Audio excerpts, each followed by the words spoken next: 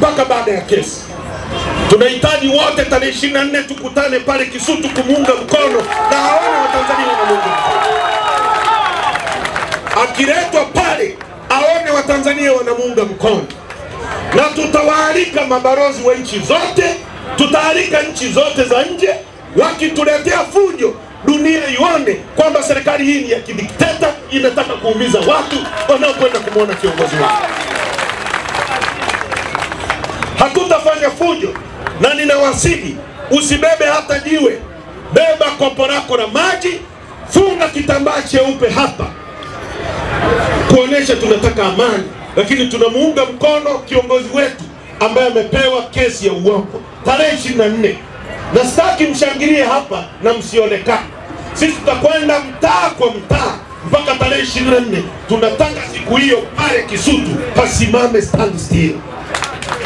Wangapi wako tayari watakaojitokeza siku hiyo? Kama unaendesha bodaboda, kuacha siku moja haitakuzuia kura.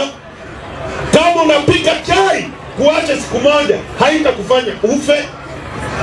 Ukiacha siku moja ikabadilisha maisha ya mtoto wako apate elimu bora, anufaike na rasilimali za nchi hii, utakuwa umemtetea yule mtoto wako, malaika wa Mungu ambaye anaandaliwa maisha mabovu na kina Samia Suluhu Hassan. CCM imekuwa madarakani kwa miaka 63. Haiwezi tena kubadilisha chochote. Iko hivi, matatizo hayawezi kutatuliwa na kiwango kile kile cha fikra kilichosababisha matatizo haya. Haiwezekani.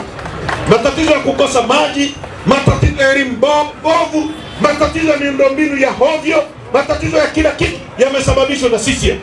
Haiwezekani leo CCM wakatatua hayo matatizo. Unahitaji watu wengine wenye fikra za juu zaidi.